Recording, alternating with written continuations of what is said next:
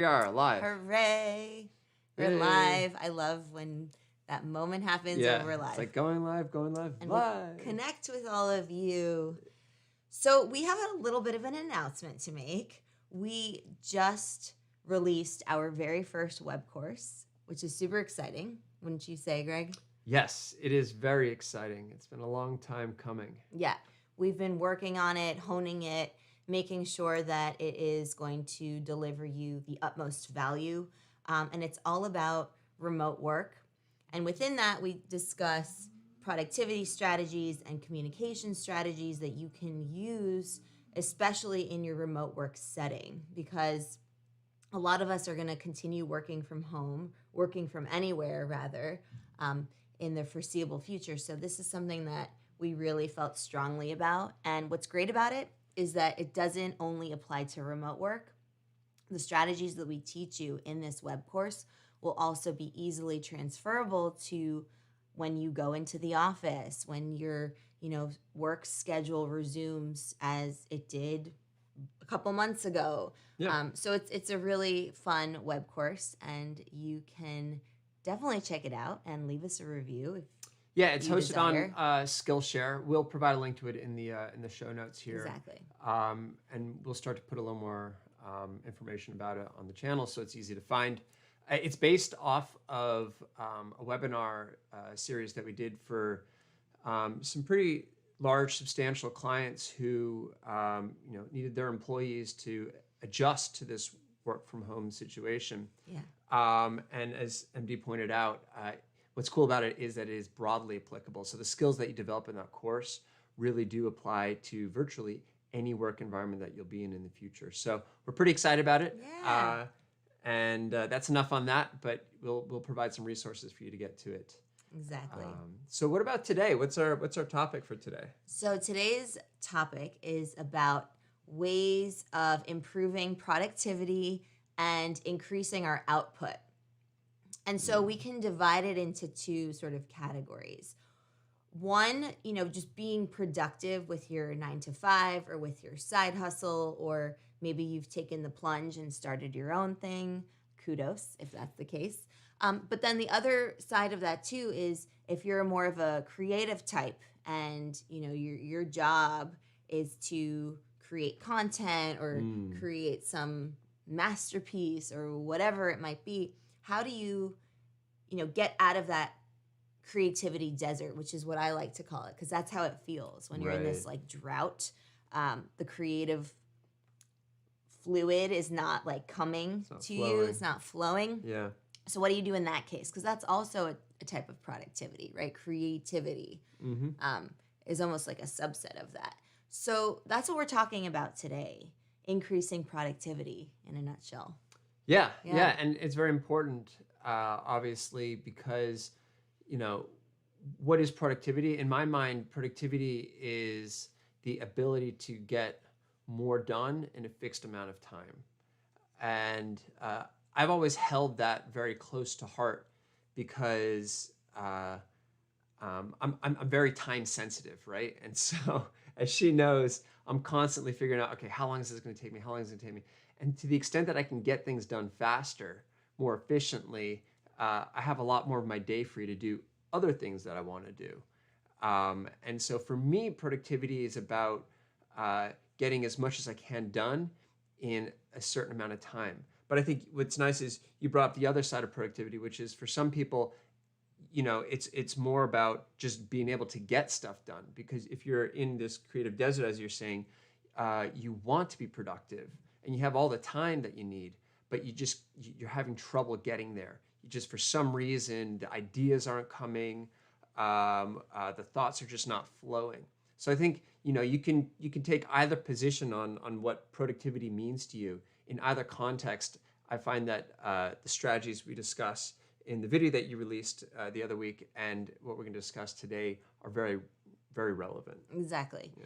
So one of the things I like to do when I'm sort of, trying to get a lot done within a certain amount of time, let's start with a day, right? If I want to get a bunch of items off of my to-do list done in a day, how do I approach it? Well, I think one of the most daunting things is having all of these to-dos somewhere on a piece of paper or in a virtual document or in your mind, just kind of like hanging out and having a party, right?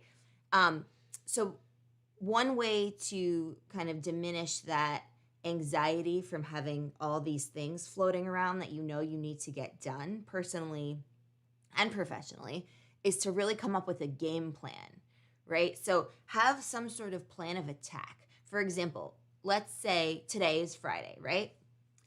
You might have to do laundry, maybe you're going to do some gardening, and you have to get a big project proposal out the door. So, and then there's a bunch of other stuff. But those are the 3 things that you really want to do today. Focus on that, have that be your game plan, and then if you get other stuff done, that's just icing on the cake, right? So, really coming up with a game plan, and instead of, just picking from the floating items that are somewhere in the ether, you really focus your attention on the 3 top priorities. So, if you don't know what that is, think about what needs your attention right away. But also, like, if you have a huge stack of laundry, a huge laundry pile, you know that that's something that you need to address as well. Yeah, right? So I like that for 2 reasons. One is by having a game plan, you basically you don't need to worry about what needs to get done because that's already been established. Exactly. Right? It's a system you're establishing. It's a system, right? And I'm all about systems.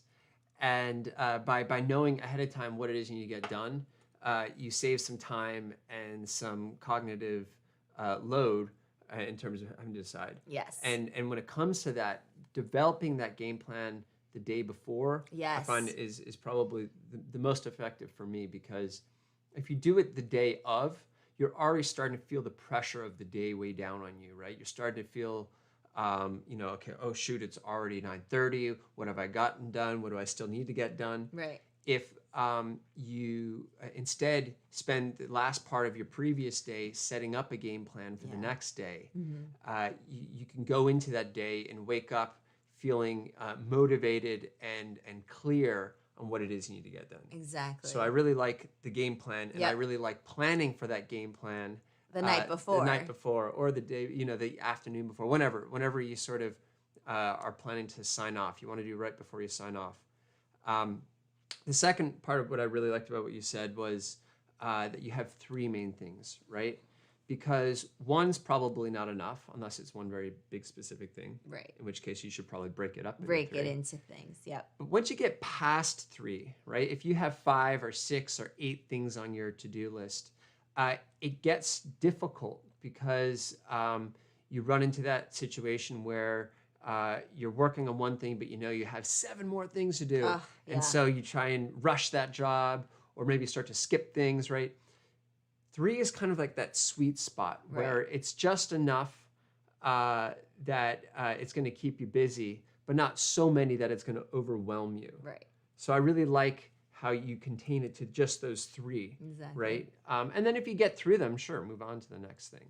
Right. But starting with those 3 is a great approach. Yeah, and a lot of people, like we said, are working from home, and virtual calls are becoming even more and more commonplace, right? We might have like 5 or 6 of them scheduled back to back, and so we're finding, right, as a collective unit, that we might be experiencing Zoom fatigue, right? That's this like term for being really tired with video calls back to back, because they can be very draining, especially if the connection is not super crisp and you're trying to decipher what's going on in the image. So to minimize Zoom fatigue or to eliminate it entirely, think strategically about what calls need to be done virtually over Zoom or Skype or whatever third-party video chat software you use, as opposed to a quick email or even a phone call. Because if you think about it, a phone call is way less demanding on our attention than a video call is. Right.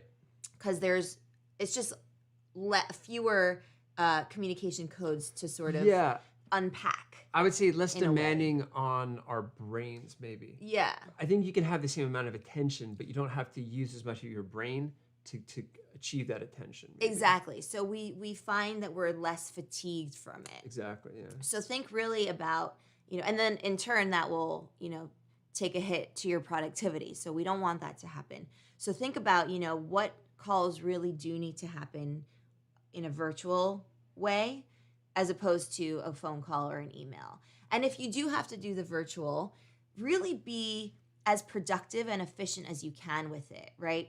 Yes, there's space for small talk. Yes, there's time to, crack a joke or so, because we're human. We need that, humanity in these digital interactions. Human connection. Exactly. Yeah. But really, if you're thinking about your productivity, you want to carefully decide, how effective can you be within a short period of time. Totally. Right? And going back to your first point about productivity, the same applies with this game plan, right? If you're going to get on a call, you want a game plan for that call. Totally. Whether it's on Zoom or just on the phone. Yeah. By having a game plan, you can quickly get through what you need to get through. And more importantly, you don't miss anything that you intended to get through. Right.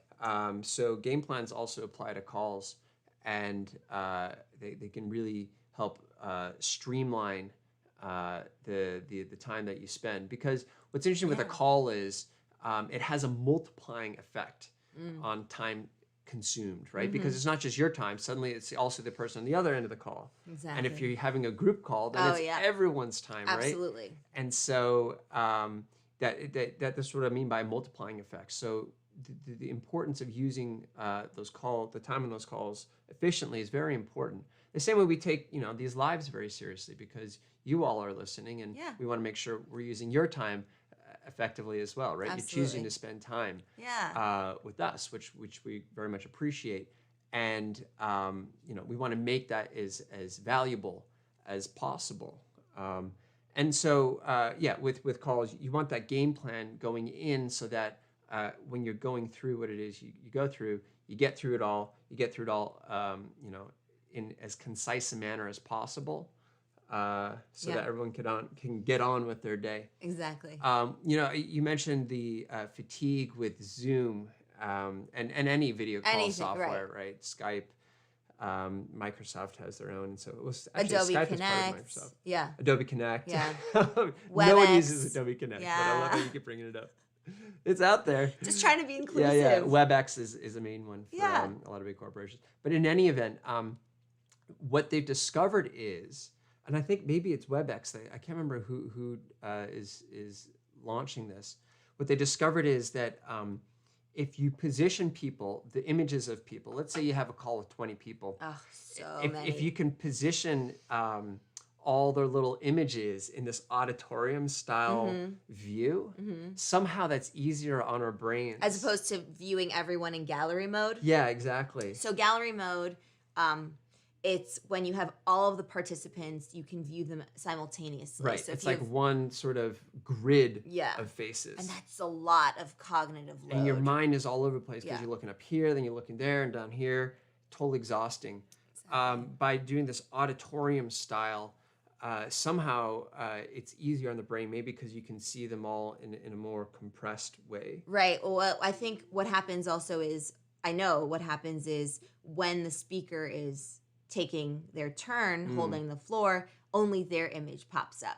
So it looks like it feels to your brain, you register that as a one-on-one conversation as opposed to talking to, 20 people. Yeah. Right. So it just, it's a way of being strategic about how much stimulation your brain can handle. Because again, if you are, paying attention to something for prolonged periods of time, then you might, be a little bit tired or burnt out for the rest of the productivity that you want to, the output that you want to, produce. Right. Particularly if what it is you're paying attention to is requiring a lot of processing. And anytime you're engaging with people, that requires a lot of processing, right? You'll probably notice that when you talk to people, you might start to sweat a little bit, or that after the conversation, you feel a little bit drained. That's more common among introverts than extroverts. But the point is that the process of engaging with people is actually pretty energy intensive. Yes. Right? Because you have to think so much about what it is you're saying, how they're interpreting it, how they're responding, right? There's just a lot of calculation going on. So you need to be mindful of that in the course of your day. If your job involves constant interaction, you've probably developed more of those muscles and have a little more endurance. But if you're someone who doesn't do a lot of interacting, remember that during the times that you are interacting with people, that's going to be a bit of a drain on your energy. And so make sure that you sort of organize your day accordingly. You don't want to schedule something that is going to take a lot of focus and energy right after a call, right? Because you might need a little recovery exactly. Between those two activities. And I love that too, because that gives us time to schedule in a couple of little breaks here and there throughout the day. So what does a break look like? Well, for everyone, it's a little bit different, right? So personally, I like, maybe taking a little walk or doing some sort of like creative thing, like maybe like a watercolor or a little doodle, or chatting with, family and friends, something that takes my mind off of work, right? Maybe making some tea or a nice hot beverage. I love that. So, finding ways to have a little bit of fun, right? And that's not to say you don't have fun with what you're doing. I mean, I certainly do. But it's about kind of releasing the tension so that you can relax your brain in order to produce more and better and more efficiently. Absolutely. Right? Yeah. Your brain uses different areas, right? Different synapses for different activities, Yeah. different parts of your brain, right? There's a common misconception, for example, that when you go to sleep, your brain shuts down. That couldn't be more wrong. In fact, when you go to sleep, your brain lights up in ways that it doesn't when it's awake. And so your brain is very active when you're sleeping. It's just a different part of your brain.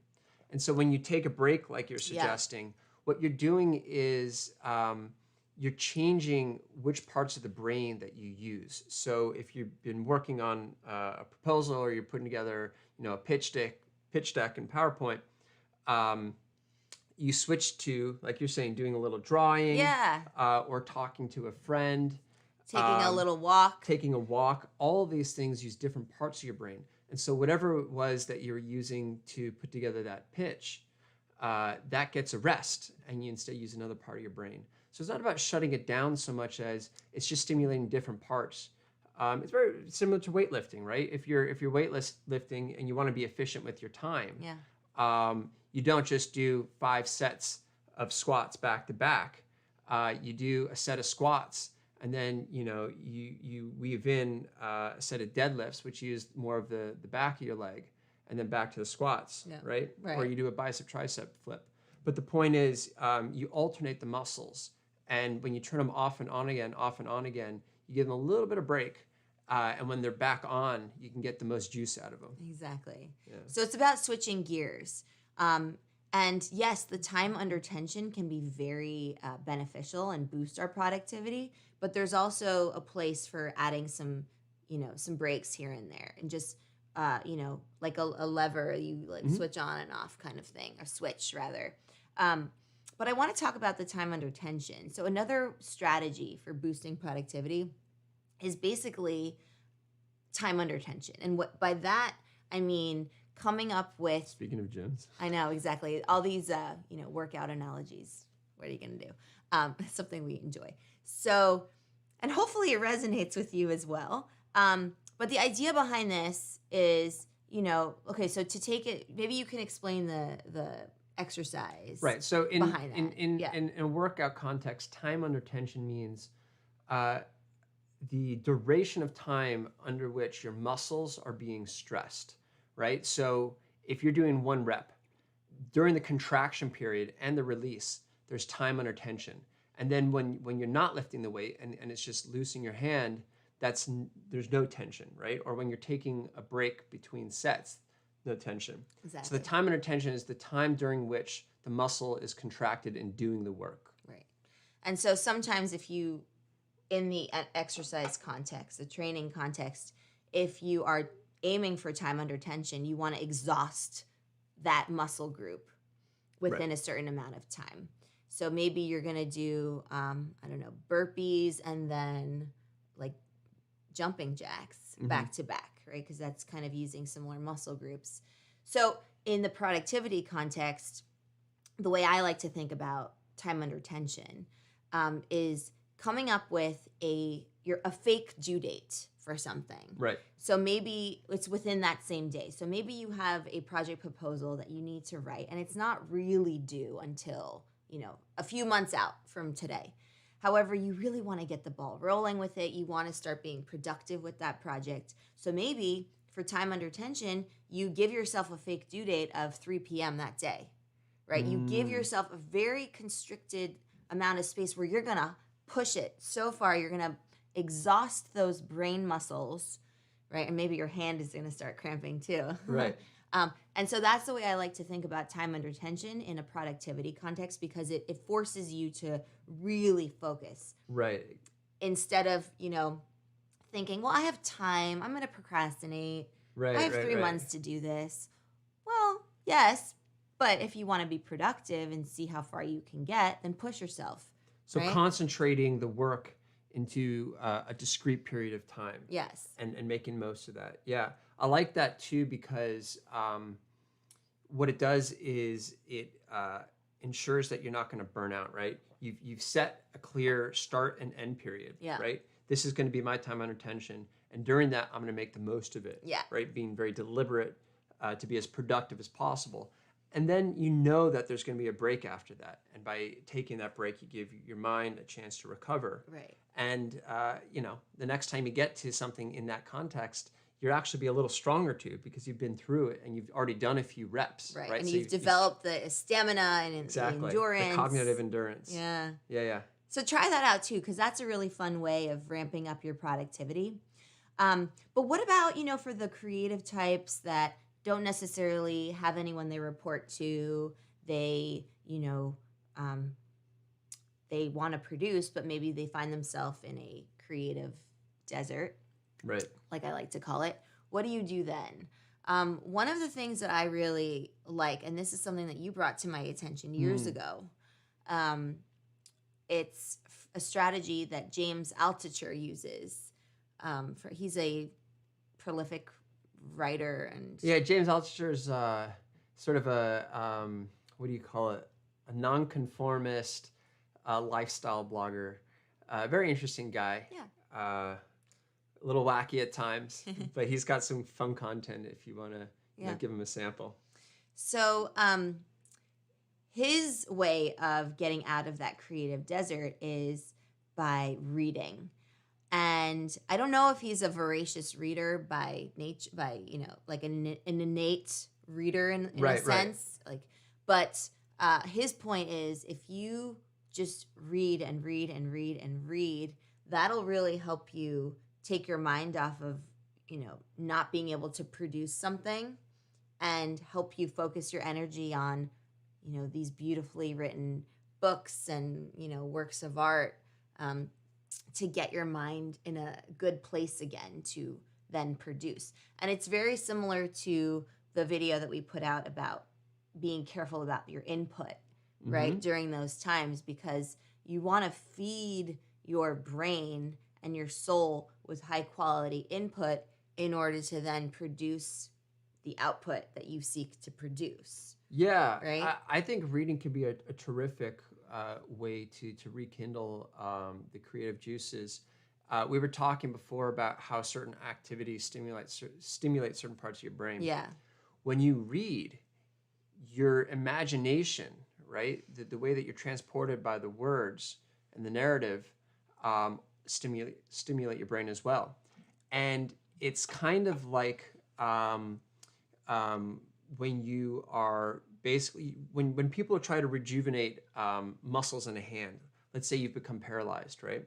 and you want to reactivate the muscles in your hand so that you can start to open and close your hand again. What they'll do is they'll send little electric pulses to the parts of your brain where your hands normally are moved by, right? The motor control regions. And so by stimulating those parts of the brain with electric pulses, slowly your hands start to move. And it reminds your hands, it reminds your body and your brain what that feels like, right? And it starts to get things going again. Reading can be very similar in that you can stimulate the parts of the brain that you want to use and activate without actually doing the thing, because instead you're reading about it and you're imagining it, and that's almost as good as doing it. Yeah. And that's why reading can be such a powerful tool for learning how to do things and understanding the world, but also for creativity, right? Because you can stimulate the parts of the brain that you would use for your creative process, and you can do it by leaning on the author to help sort of activate those parts of the brain. Yeah. Right. So reading is super powerful, and it can be highly effective at sort of stimulating the brain. You know, I was thinking about what's funny is I think the opposite is also true. Okay. And maybe you're planning to get to this. Yeah. But if so, I'm going to jump the gun for you. Go ahead. Yeah. Rather than reading, so reading is one way to do it. Definitely. The other way to do it is to actually empty your mind. Okay. Right? So instead of reading is one way because you fill your mind and it stimulates your brain. Sometimes the exact opposite can be helpful. So instead of putting more into your head, your goal is instead to get as much out of your head as possible. Okay. So how do you do that?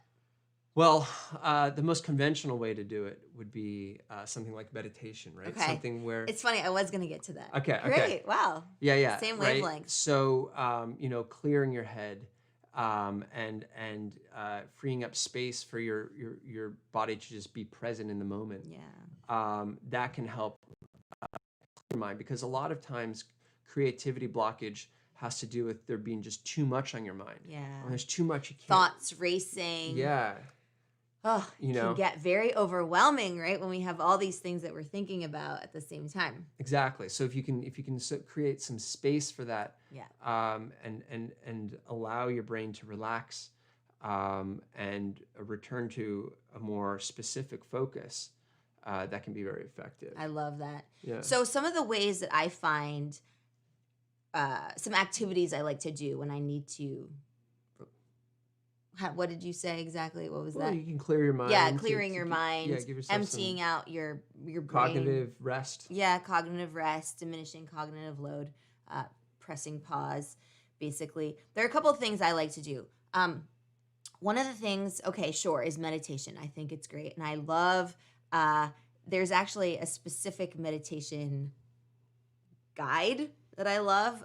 His name is David G. David G. And he's on Spotify and also on YouTube. So it's David and then no space J-I. Yeah. And he's fantastic. He looks a little bit like Santa Claus. He looks like Santa Claus. And it's just so wonderful. But he's got this warm, rich voice. Yeah. Speaks in such a calming tone. Yeah, he's like, your meditation grandpa. Yeah, David G is great. And, it's really great to just shut out all the other noise and just focus on that. And he has like you said, very soothing voice. So check him out. That's one of the many meditation guides. Tara Brach is also really great. Yeah. And she has guided meditations on YouTube, so you can. If you want some of the more like scientific and reason logic based approach to meditation, Sam Harris. Oh yeah. Has a really good program called Waking Up. So I think that's a paid app, but you can. There's some free. There's some free versions. Too.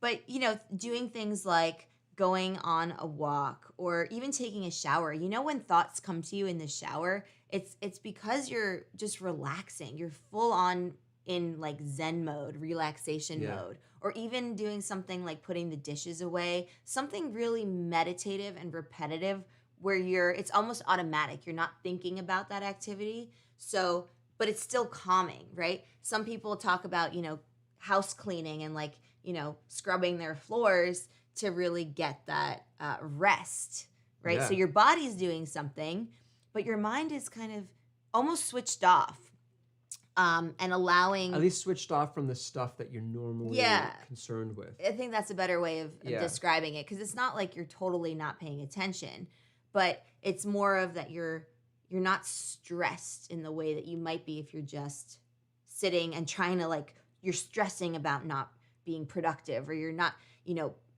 creating the output that you want, Totally. right? Yeah, yeah. If you think about it like a laptop, right? When you open a lot of programs on the laptop, Oh, yeah. the laptop starts to slow down, right?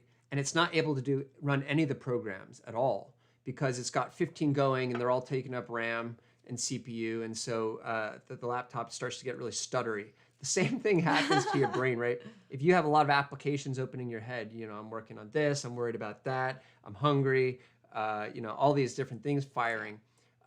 The operating system in your brain starts to get jagged and hanging. And so by closing a lot of those programs in your brain, you free up a lot of random access memory for that specific task that you want to focus on. I love that. I love the computer analogies that you a lot of analogies today. Yeah. Hopefully they're helpful. They're fun. Metaphors are a really great way of actually communicating with people who interpret the world in a auditory, kinesthetic, and visual way. Which is definitely my approach. Yeah, so it can really increase the communicative power of what you're trying to say. So metaphors are great. More on that later. But seriously, right? There's so many different ways of giving your mind a rest so that you can be more productive, and also finding ways of being as effective as you can with the communication channel that you're using in the moment. So the things like that we talked about, Zoom fatigue and whatnot. Yep. And also, maybe you don't have to have a 3-hour meeting. Maybe it can be a 20-minute meeting to get things done because you have an awesome game plan that you've taken time to write and to create. And also, to relax a little and have some fun, right? Whatever fun looks like to you. There's lots of things that we can do to be social, even in a virtual way, or even in a socially distancing, safe way. Yeah. To really reset, because on one hand, it is very tiring to interact with people if you are an introvert or even an ambivert, which is both introvert and extrovert. But then there's also so much stimulation that we can get from like talking to our friends and our family that is also very relaxing and to recharge you. Yeah. Right? So it's about the balance, I think. Yeah, it is. And it's hard to believe, but we're actually already at time. Wow. And I think the key takeaway for me on this is that productivity really is a state of mind, right? It has to do with getting things done, but it comes from a state of mind. And so learning the type of mind state that facilitates productivity for you is very important. Yeah. And we've come up with a bunch of different ways you can do that. The video you put out earlier this week is also an excellent resource for that, about focusing on your inputs, right, to create a better output. Yeah. There are many ways to do it. Figure out which state of mind is most productive for you, and then find ways to induce that state of mind. And by doing so, you'll be able to switch on your productivity like a switch. And that's a really powerful skill to have, and is well worth sort of learning how to accomplish. Exactly. And we cover different strategies in our web course as well. So definitely check that out if this is something that you're really serious about improving, because productivity is one of these lifelong skills that I think we can all benefit from. Yeah, if you enjoyed this live stream, then you're definitely going to enjoy the web course, because it has a lot of content like this. So that's worth checking out as well. Awesome. So I'll link it below, and you can be on the lookout for that, as well as the show notes that is going to go up right after we press pause on this live stream, or press stop on this live stream. So all right, guys. Well, thanks for joining us. Have a great weekend. We love doing these, and we'll continue doing them. And we look forward to seeing you in the comments and suggestions. And we'll catch you next week. Happy exploring, everyone.